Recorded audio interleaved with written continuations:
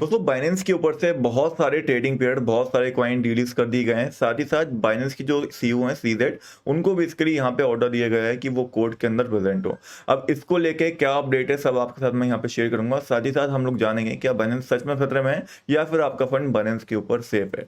उसके अलावा हम बात करेंगे कुछ रेट के बारे में जो आज बेसिकली बन सकती है, एंड बिटकॉइन से क्या एक्सपेक्टेशन है वो आज यहाँ पे हम जानेंगे। स्टार्ट करते हैं बाइनेंस की न्यूज के साथ। तो काफी लोगों को ये कंफ्यूजन है कि बाइनेंस के ऊपर से ये जो लिस्ट दे रखी है कॉइन्स की, ये सारे यहाँ पे रिलीज कर दिए गए हैं। तो मैं आपको सबसे पहले ये चीज क्लियर करना चाहूंगा, ये जो भी कॉइन आपको दिख रहे हैं, चाहे आवे हो, एएनटी कॉइन हो, बेल हो, बैट कॉइन हो, ये सारे जो डीलिस्ट हुए हैं वो बाइनेंस एक्सचेंज के ऊपर से नहीं हुए हैं, वो बाइनेंस यूएस एक्सचेंज के ऊपर से हुए हैं। बाइनेंस.com सबके लिए है, वर्ल्ड वाइड लोग यूज करते हैं, बट बाइनेंस यूएस ज्यादातर यूएस के यूजर्स ही यूज करते हैं, उनके लिए वो बनाया गया है एंड वहां से इन कॉइन को डिलीट करा गया है।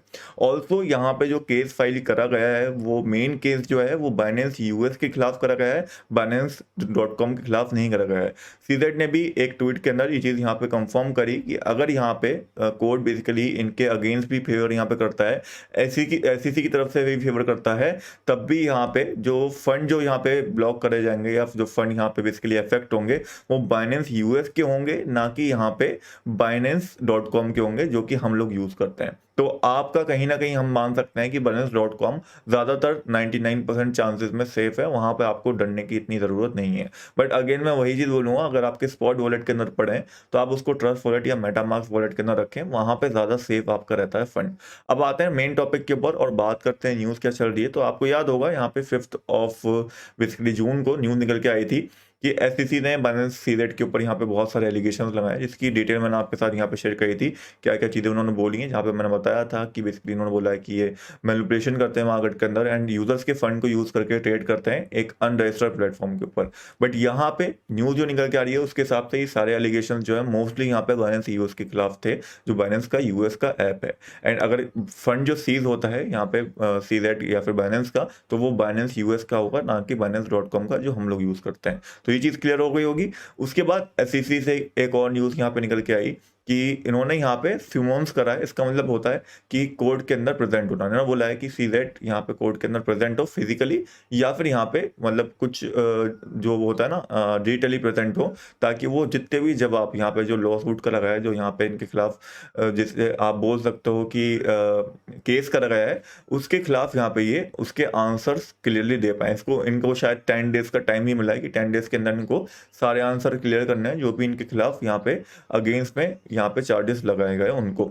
अब यहाँ पे जो यूनाइटेड स्टेट का डिस्ट्रिक्ट कोर्ट है वॉशिंगटन के अंदर, वहाँ पे इनको बोला गया है कि सीजेड बेसिकली आए एंड यहाँ पे प्रेजेंट होके इन सारी चीज़ों का आंसर दें एंड ये केस को लीगली यहाँ पे एक्सेप्ट करें।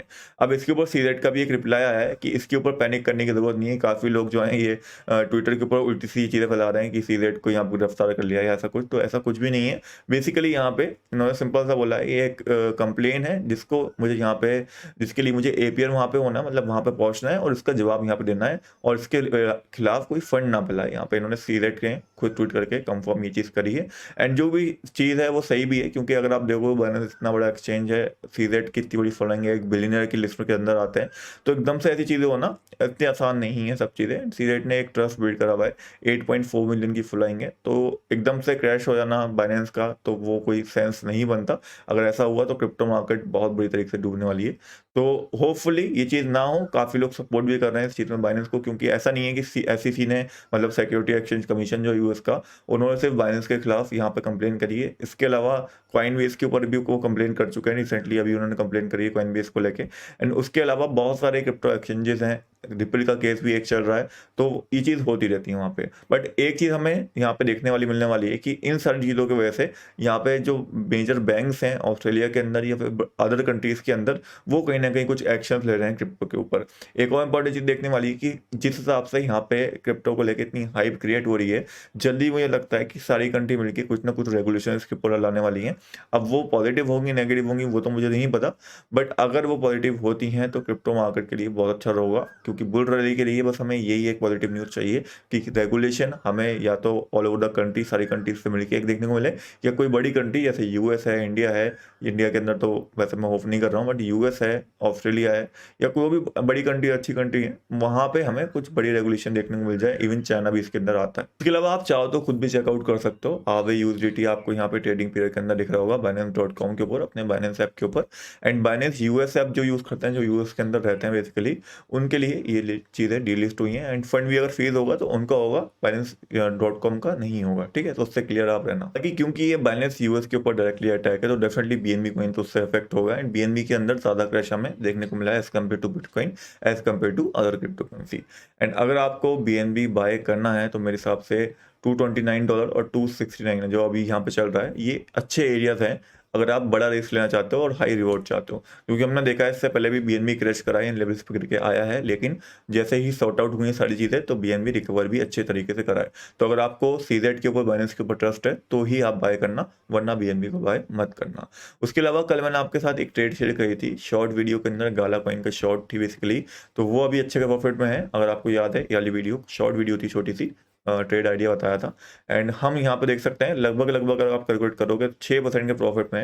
एंड अगर 2x पे भी रिवेल ली होगी तो 12% प्रॉफिट बनता है। आप लोग तो फिर भी 5x के ऊपर ही लेते हो, तो अच्छा खासा प्रॉफिट आपने यहाँ बनाया होगा। बुक कर लेना प्रॉफिट को, काफ़ी अच्छे लेवल पे इस समय पे आपको बुक हो रहा है प्रॉफिट। मैंने पर्सनली अपने स्टॉप लॉस को शिफ्ट करके यहाँ पे लगा दिया। अगर मैं पर्सनली बताऊँ, इस कैंडल के जस्ट ऊपर मैंने स्टॉप लॉस शिफ्ट कर दिया है, ताकि ट्रेड क्लोज भी होती है तो यहाँ पे मेरे प्रॉफिट के अंदर क्लोज हो। तो आप भी इस तरीके से यहाँ पे कर सकते हो। अगर आप बाइनेंस यूज़ करते हो तो इजीली आपका शिफ्ट हो जाएगा। नेक्स्ट बात करते हैं बिटकॉइन के अपडेट के बारे में, कि बिटकॉइन को लेके क्या अपडेट है। तो बिटकॉइन को आप देख सकते हो एक रेंज के अंदर अभी घूम रहा है, एक रेंज और मूवमेंट के अंदर चल रहा है। एंड वो रेंज जो है यहाँ पे वो है $27,500 से $25,300 की। अभी जो लेवल है $25,300, ये बहुत इंपॉर्टेंट सपोर्ट है, जो कि मैंने आपको पहले ही बताया था। क्योंकि यहाँ पे अगर आप फिफ्थ लेवल लगा के देखोगे, तो मैंने आपको पहले भी ये चीज़ दिखाई थी लगा के, तो लगभग 0.5 का लेवल ये आता है, ठीक है। और 0.5 का फिफ्थ लेवल बहुत इंपॉर्टेंट सपोर्ट होता है। एंड वही रिएक्ट करता हुआ हमें यहाँ पे दिखा है, इतना बड़ा जंप आया है इस प्राइस पे गिरने के बाद ही। अभी मेरी पर्सनली एक्सपेक्टेशन ये है कि प्राइस कंसोलिडेट करेगा इसी रेंज के अंदर, ठीक है। एंड जिस हिसाब से यूएस की मार्केट ब्रेकआउट या ब्रेकडाउन करती है, उसी हिसाब से बिटकॉइन भी हमें करता हुआ देगा, या फिर जो ये बेसिकली केस चल रहा है ये जिस हक में आता है उसके हिसाब से ब्रेकआउट आएगा इस रेंज के अंदर। इवन यहाँ पे फेड मीटिंग में आने वाली है, तो बहुत बड़े इवेंट चल रहे हैं मार्केट के अंदर, एक बड़ा ब्रेकआउट या बड़ा ब्रेकडाउन जल्दी हमें देखने को मिल सकता है। और मेरी एक्सपेक्टेशन है कि ऊपर की साइड ब्रेकआउट होता है तो बहुत इंपॉर्टेंट है कि $27,500 के ऊपर 4 आवर कैंडल क्लोज हो तो आप यहाँ पे बाय करने जा सकते हो। उसके बाद हमारा टारगेट जो यहाँ पे रहेगा वो सिंपल सा, बहुत आसानी से मुझे लगता है कि हम ये वाला टारगेट को अचीव कर जाएंगे, विच इज़ अराउंड $31,000, ठीक है। यहाँ तक प्राइस जाने के चांसेस इस बार रहेंगे, क्योंकि काफ़ी कंसोलिडेट प्राइस कर चुका है अगर आप ध्यान से देखोगे। और यहाँ पे एक ट्रेंड लाइन भी कहीं ना कहीं बन रही है, जिसको ये बार बार रिजेक्शन दे रहा है।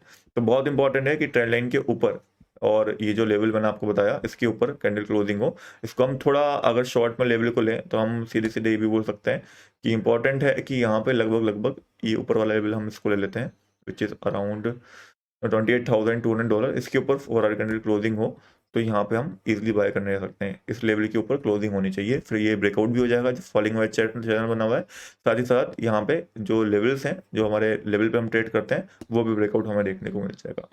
उसके अलावा अगर मैं इसको हटा के आपको दिखाऊं इन चीज़ों को, तो यहाँ पे एक डिसेंडिंग ट्रायंगल भी बना हुआ है, तो ब्रेकडाउन के ऊपर भी एक काफ़ी बड़ा क्रैश आ सकता है अगर ब्रेकडाउन हो गया तो। बट होप यही रहेगा हमारा कि ऊपर की साइड ब्रेकआउट हो, काफ़ी टाइम से हमें पंप देखने को नहीं मिला है। एंड पंप आता है तो मार्केट के अंदर खुशी आएंगी, एंड मैं भी खुश होऊंगा, डेफिनेटली आप लोग खुश होंगे। तो काफ़ी इंपॉर्टेंट है इस ब्रेकआउट को देखना। आपको क्या लगता है, आप कमेंट्स का एक्शन करना बताइए, क्या यहाँ पे ये जो डिसेंडिंग ट्रायंगल बन रहा है वो ब्रेकडाउन होगा, या फिर यहाँ पे दूसरा पैटर्न जो एक फॉलिंग चैनल बन रहा है वो यहाँ पे ब्रेकआउट होगा ऊपर की साइड। बट जो भी होगा एक बड़ा मूव आएगा, वो तो यहाँ पे तय है। क्या होगा वो आप कमेंट्स के अंदर अपना ओपिनियन जरूर शेयर करिएगा। नेक्स्ट वीडियो के अंदर मिलेंगे, तब तक के लिए गुड बाय, जय हिंद।